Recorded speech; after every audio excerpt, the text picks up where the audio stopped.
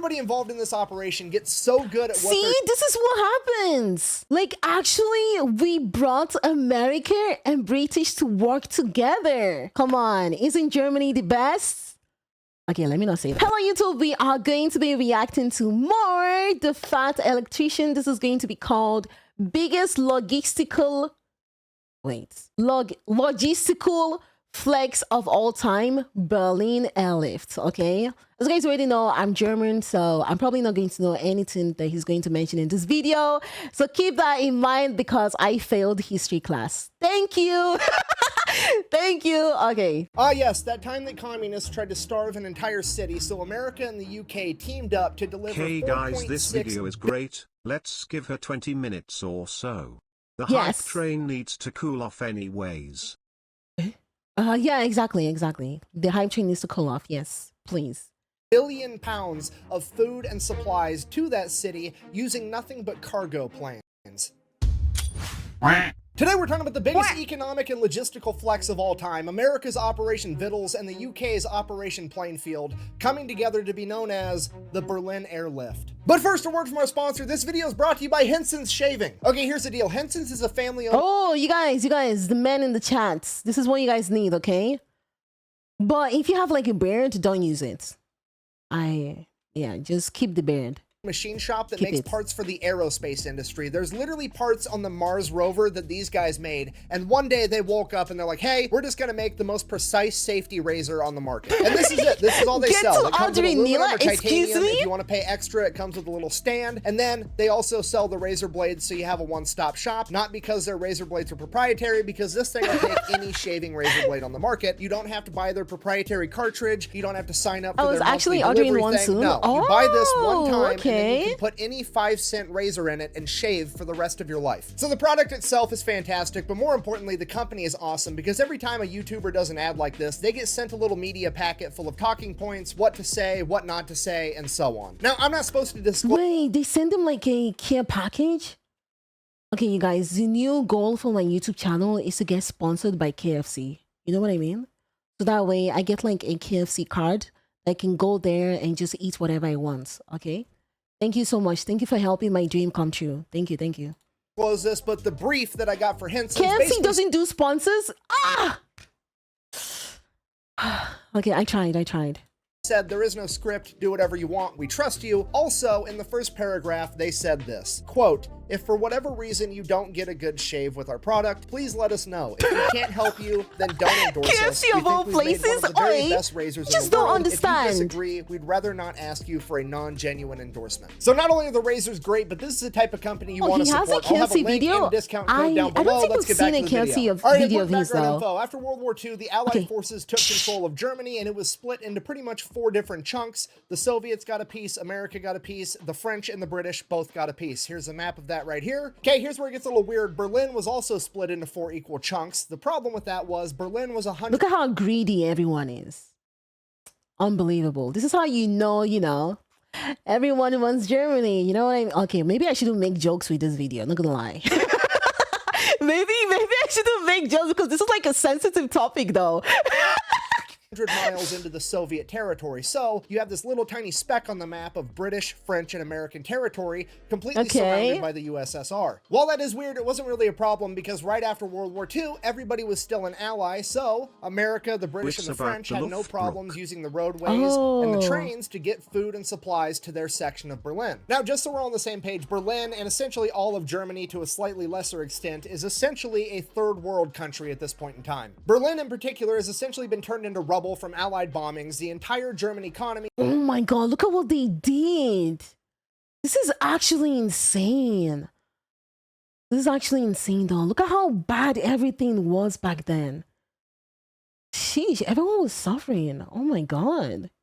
Is in the toilet, and all of the German people are not getting a lot of sympathy from the global community because, well, they kind of started it. Now, with the Allied forces in control of Germany, it is their job and their responsibility to help take care of the German people. Now, The Western powers, America, Great Britain, and France, they're all on the same page. They all have the same game plan. They want to go in, render aid in the short term to the German people, then in the long term help prop up their economy, get them back on their own feet, and then they can leave. The USSR, on the other hand, aka the communists, absolutely hate that idea. The last thing a bunch of communists want is people being able to take care of themselves, so they step in and they're like, no, wait, that doesn't make sense though. Isn't like communism kind of like everyone works to help each other?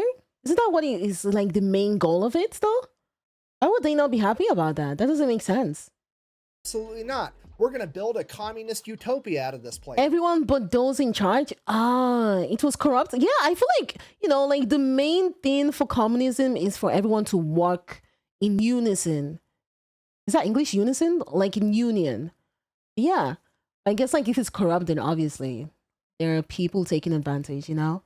Communism works only in theory? Yeah, only in theory. Yeah.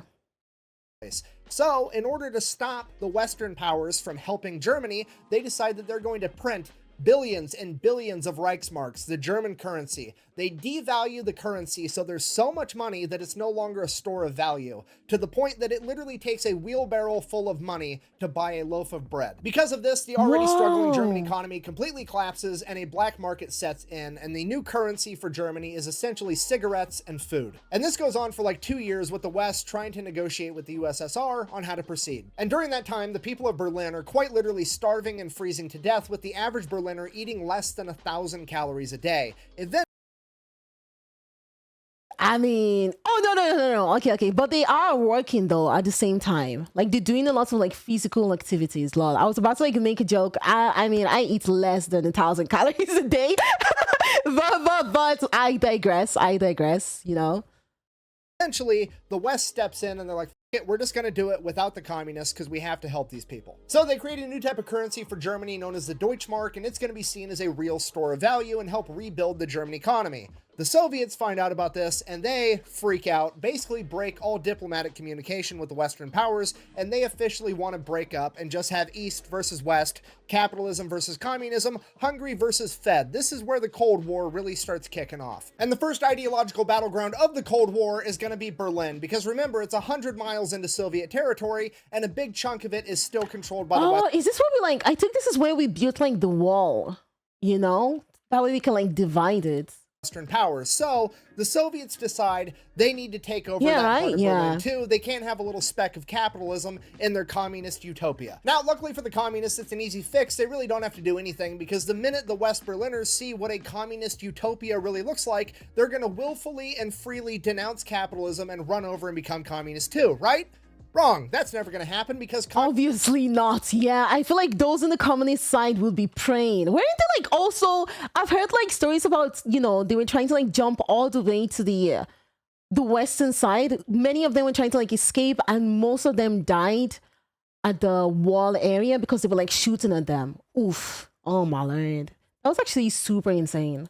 Communism sucks. It's always sucked, and it's always going to suck. So the communists are going to do what they always do. They are going to basically present West Berlin the option: join or we will attempt to kill you. Because if you don't know, that's the dirty little secret to communism. They always we seize the means of production, we abolish private property, the economy collapses.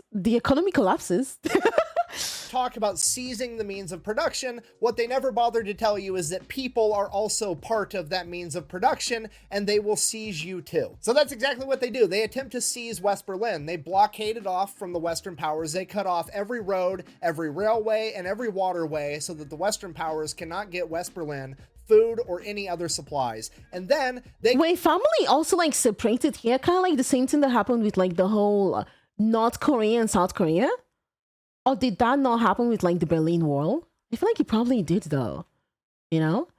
By the way, Neela, are you on the eastern or western side? I would rather not answer, you know, that way I don't dox myself.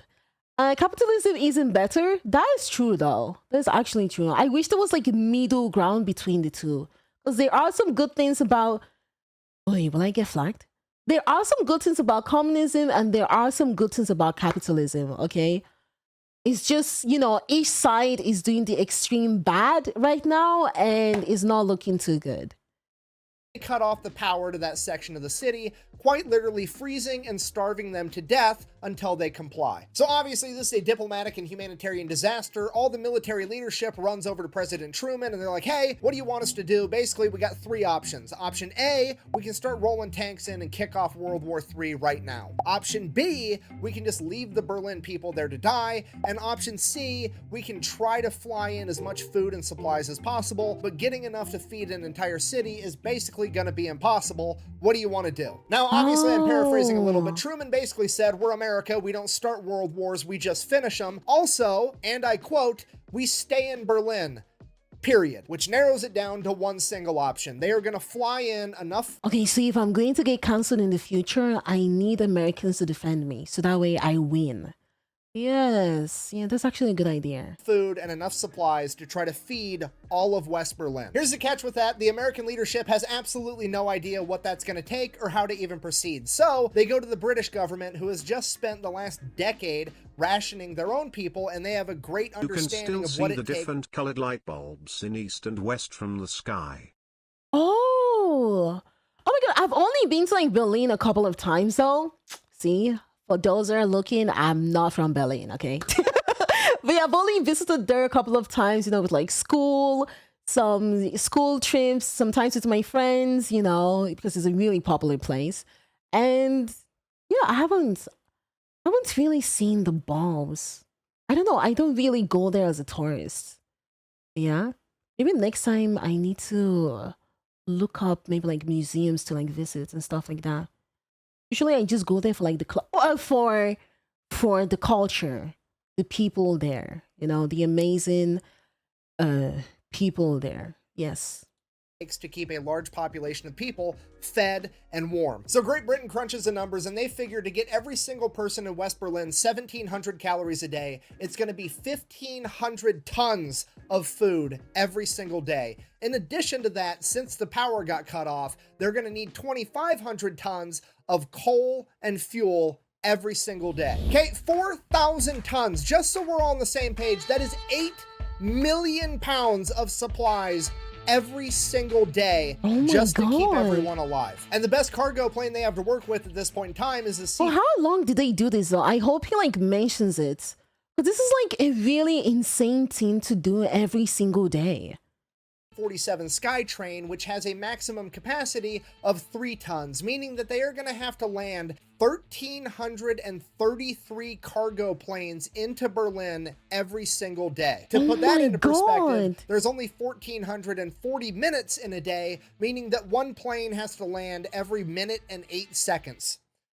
This is impossible. Despite that, the newly formed United States Air Force says, hold my nuclear bombs and watch this.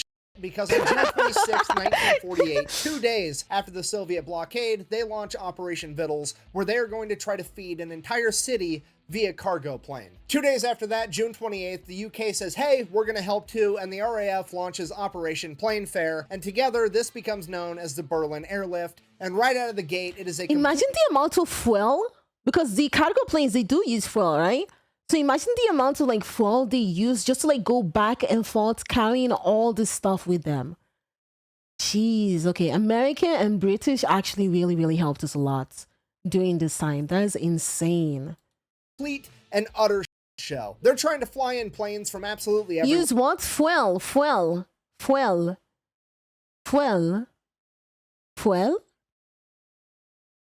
Gasoline?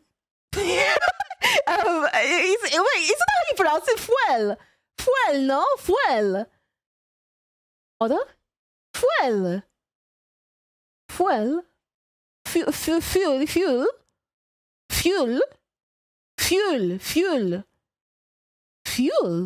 That's how you fuel. Okay. Equilibrium. Fuel. Okay, so they used a bunch of fuel. Where it is disorganized chaos, there's planes crashing, there's mid-air collisions, it's a complete disaster, and on their best day, they're maybe able to get 1,000 tons of supplies, less than 1/5 of what they need. Now at this point, the conditions in Berlin are getting worse and worse by the day. The communists are essentially laughing at the stupid capitalist pigs, at which point America calls up one of its main characters, a man by the name of General William Tunner.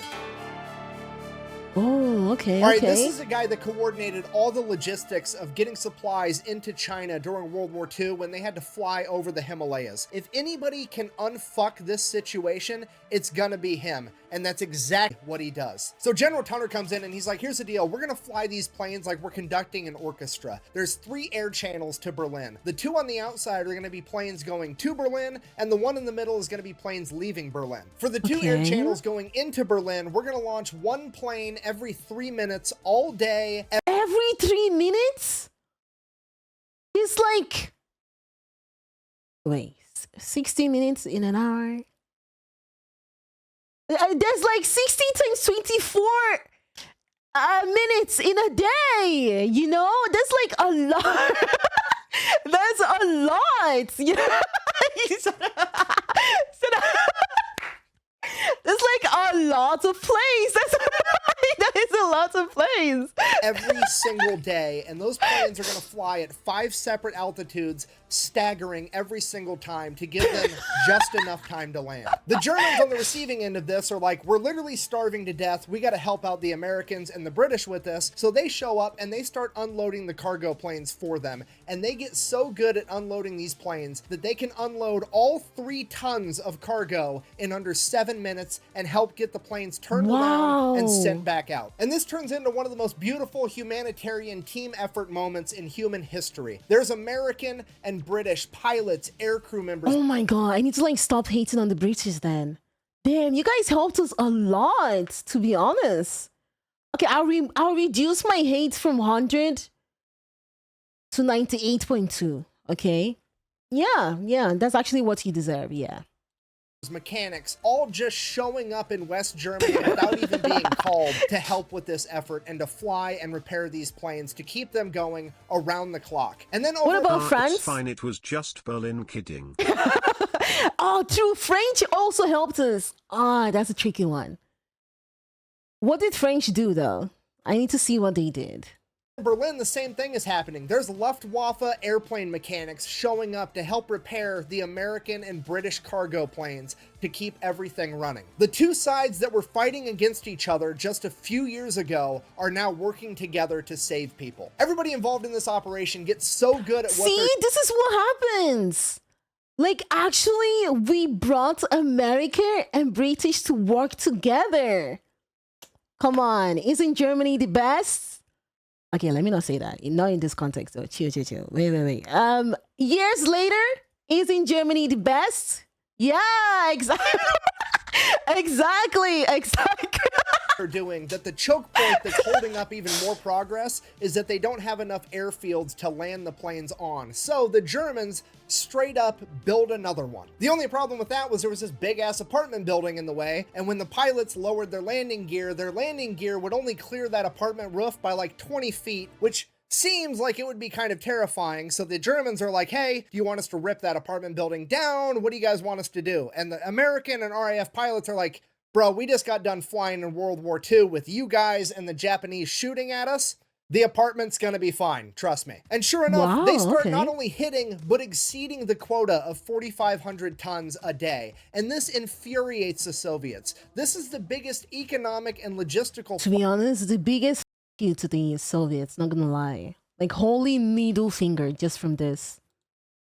Of all time. It shouldn't even be possible, and yet America, the UK, and the people of West Berlin are somehow pulling it off. At this point, the Soviets decide they have to try to do something to stop this, so they start sending up all their fighter planes to try to mess with all the American and British cargo pilots by flying too close. They're basically trying to mess up air traffic, cause accidents, do anything they can to slow down this logistical miracle. However, it doesn't really work. Why? Because the American and British pilots know that it's basically a bluff, because it's essentially a giant game of around and find out, because if the Soviets actually do anything, it's going to kick off World War III, and at this point in time, America is the only country on the planet that has— Oh, so if like the Soviets did something, then America would have like the permission to attack them.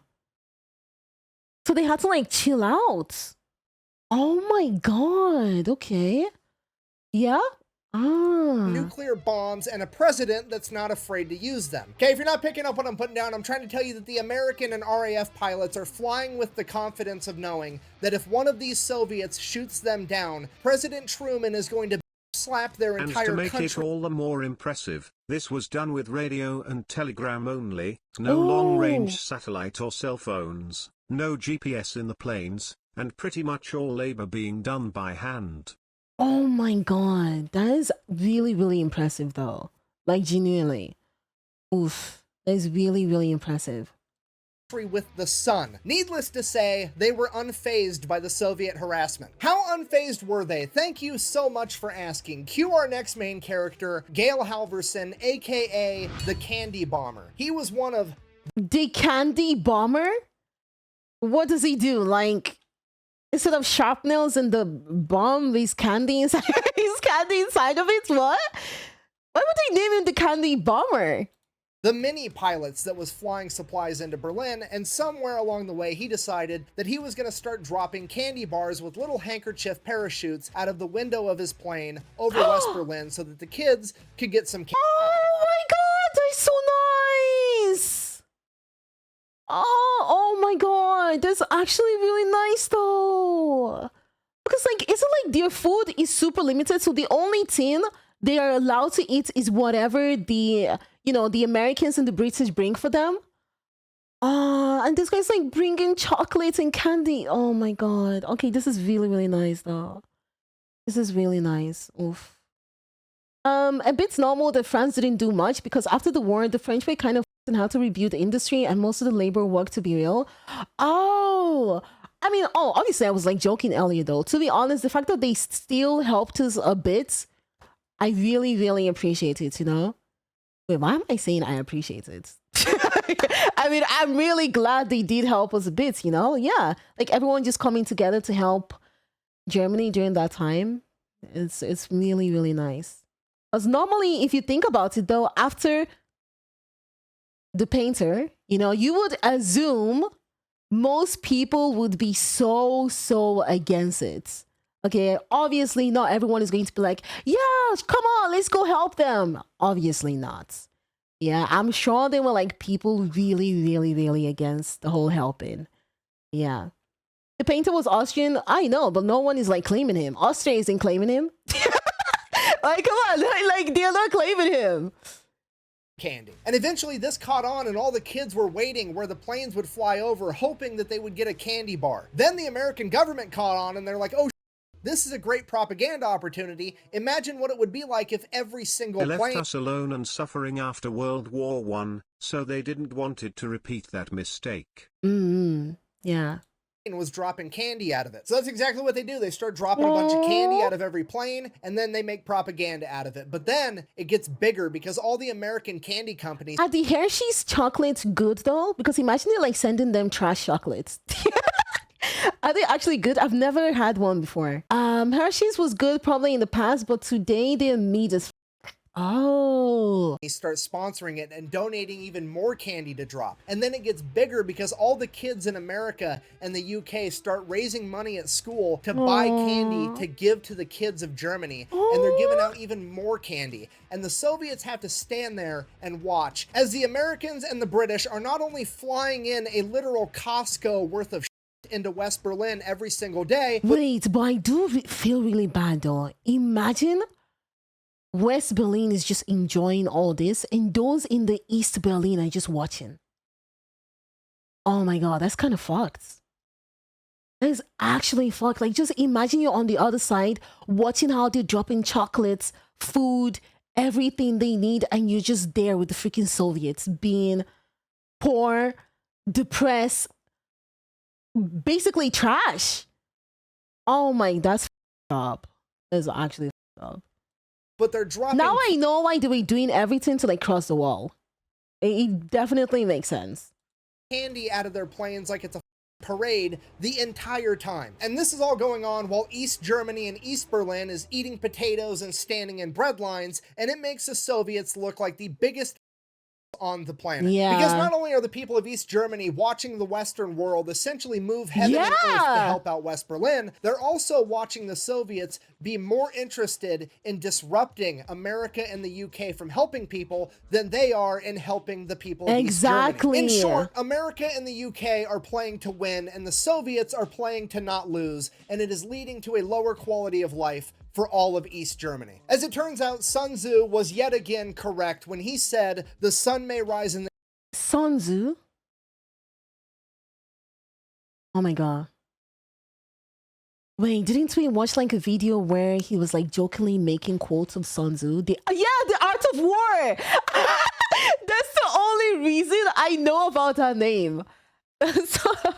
Okay. in the east, but it sets in the west, and that's because west side is the best side. But that's not what it means. Really? Not even close. That might have been Ice Cube, actually. Anyways, so now in retaliation for all of this, America and the UK and pretty much the entire Western world are going to put a bunch of embargoes on the Soviet Union and punish them financially and economically. Now, the Soviets absolutely cannot afford this, but they keep telling themselves, it's okay, winter is coming, and as soon as winter gets here, they're not going to be able to land all these planes, and this whole thing's going to fall apart. We just have to wait out long enough for winter to slow down America. That doesn't make sense though. Planes can still fly during winter, no? Why would they think that would actually slow them down? Or did we have like a bunch of like winter storms or something? What the? And the UK. So that's what they do. They just try to show... Winter slows everything down? Oh, the landing conditions? Oh, okay. The cold can affect the fuel? The fuel? Ah, they will ice up on the runway? Okay. And it burns more fuel? Okay. Shoulder the financial burden and wait for winter to come and put a stop to this entire thing. Winter comes, and winter, it does slow down some of the flights, but here's the catch. America was also developing bigger, better cargo planes, and now America isn't just flying the C-47, America's flying their new cargo plane. They even updated it. Oh my god. To be honest, right now, I genuinely think like the stuff that we see in quote-unquote the military is not even the things they already have though. Like, I am so sure Americans have like way more advanced military stuff, but they're just hiding it. You know, like it's not maybe like accessible to the not like accessible. Let me use another English. Like it's not like public knowledge. Yeah, that's like a better English. You know? Like that's so insane. I've seen like so many movies. Shh, don't tell everyone. Oh, okay. I'll keep you guys secrets. No worries.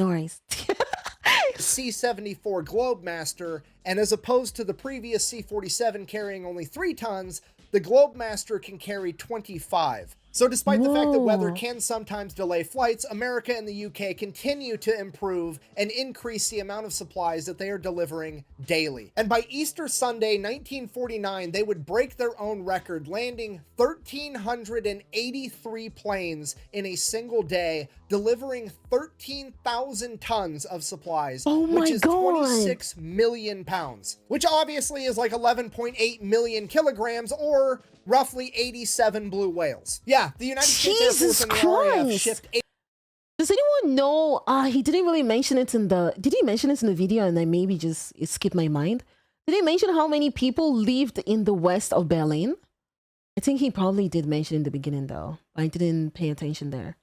87 blue whales worth of crap into West Berlin in a single day. And because of this, it becomes very apparent to the Soviet Union that America can and will keep this up forever if they have to, and they are finally forced to give up the blockade. Blockade ends, Airlift wins? Wow. Oh my god. I feel like it would be like a lottery. Let's say if you were like, you know, in West Berlin. It should really be a lottery if you were in West Berlin. If only this side of America was still with us today, we just don't do that shit anymore. I mean, I'm sure it will come back, you know? I think. Yeah, he did when he stated how many tons of supplies they needed. Oh, okay. Because they cannot shoulder the financial burden anymore, and that would come down on May 12th. Okay, Western Allies scored triumph as Red lift Berlin blockade. Trains, car, trucks roll freely again. Wow. 1949. And with the roads and railways to West Berlin finally open once again, the Berlin airlift would come to an end after 15 months, 277,000 flights spanning 92,000 miles and delivering 2.3 million tons of aid, which is roughly 4.6 billion pounds or 15,333.33333333 blue whales. This is the greatest logistical and humanitarian feat ever accomplished, and the Western world did it with communism doing everything it could to slow it down. So in conclusion, communism, the best way to support— I just noticed his t-shirt. Oh my god, I literally just noticed his t-shirt is like communism. Are you kidding me? Like, look. Oh my god. You can see my brain cannot multitask. Oh my, I just noticed. to slow it down. What? So in conclusion, communism, the best way to support the channel is go buy some merch at thefatelectrician.com. Black Bang, out. Oh, this was a really good video though. I really, really liked it. And then the Soviet Union got all pissy and built a wall through the middle of Germany, and that's what we're going to talk about next week. Oh, the wall, the wall. Like, this was really nice. I like this a lot though. Thank you guys so much for watching this video. I hope you guys enjoyed my reaction to it. I feel like I didn't really react much though. But yeah, don't forget to leave a like and subscribe, and I'll see you in the next Fat Electrician video. Have a wonderful rest of your day. Bye bye.